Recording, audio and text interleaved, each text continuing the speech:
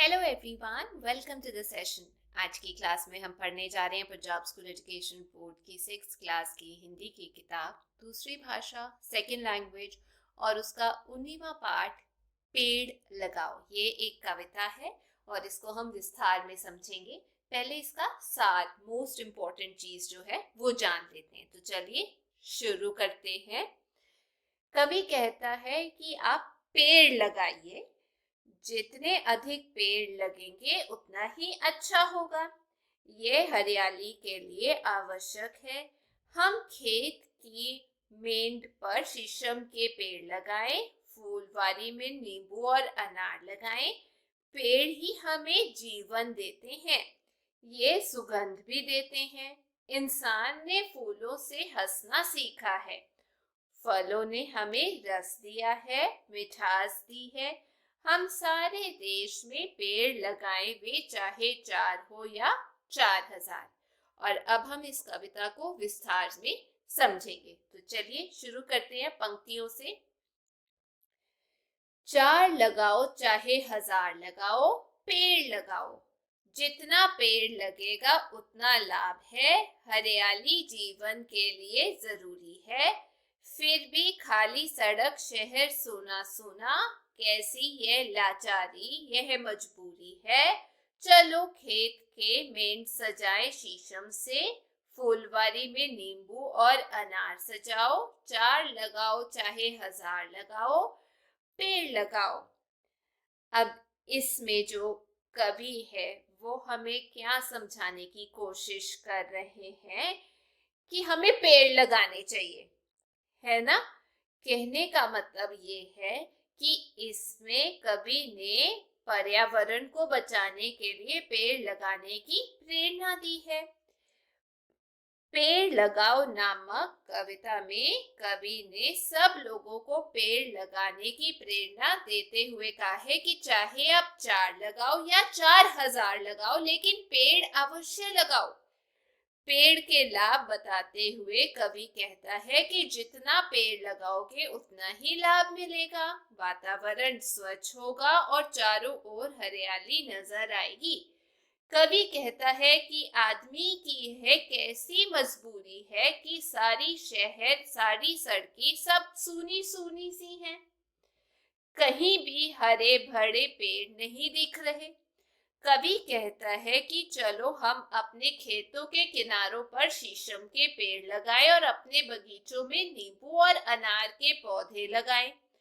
चाहे 4 लगाओ या 1000 पौधे लगाओ, लेकिन पौधे जरूर लगाओ।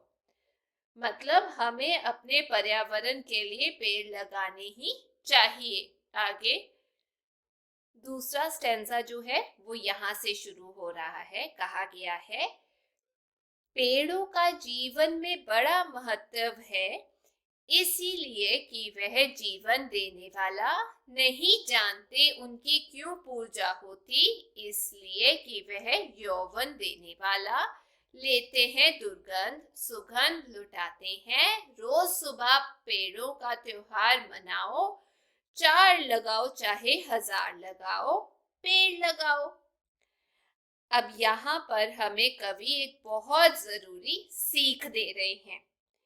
मतलब इसमें कवि ने वृक्षों को जीवन दाता कहते हुए अधिक से अधिक पेड़ लगाने को कहा है।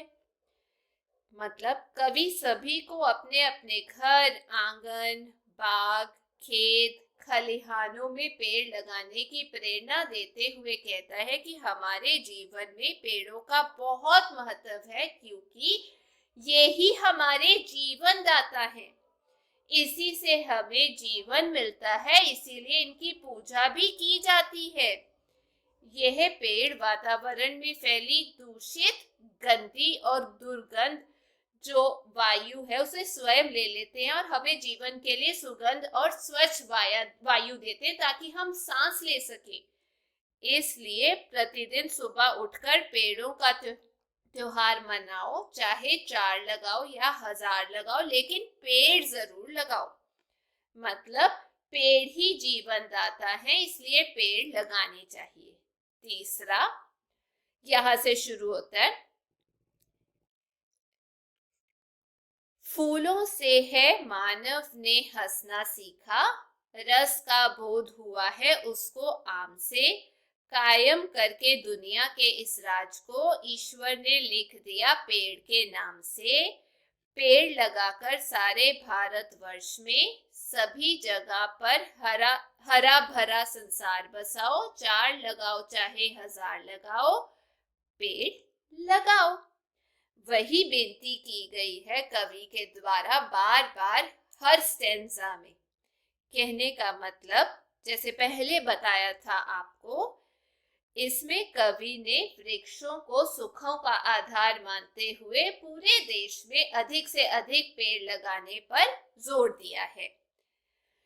कवि सभी को अपने घर, आंगन, बाग, खेत खलिहानों में अधिक से अधिक पेड़ लगाने की प्रेरणा देते हुए कहता है कि इन फूलों से ही मनुष्य ने हंसना सीखा है और जीवन में मधुरता, मिठास, रस का आभास उसे मीठे मीठे आमों से हुआ है। कवि बताता है कि ईश्वर ने सर्वप्रथम सृष्टि की रचना करते हुए पेड़ों का ही साम्राज्य बनाया था, चारों ओर पेड़ ही लगाए थे। इसलिए हे मनुष्य, तुम भी सारे भारतवर्ष में हरे भरे पेड़ लगाकर सारी धरती को हरा भरा बनाओ। चाहे 4 पेड़ लगाओ या 1000 पेड़ लगाओ, लेकिन पेड़ अवश्य लगाओ। मतलब सारे देश में पेड़ लगाने चाहिए, यही सुखों के आधार है। यदि आपको ये कविता समझ आ गई है तो मुझे कमेंट सेक्शन में ज़रूर बताइएगा, और आपको क्या सीख मिली ये भी। हम फिर मिलेंगे। Till then take care, bye bye.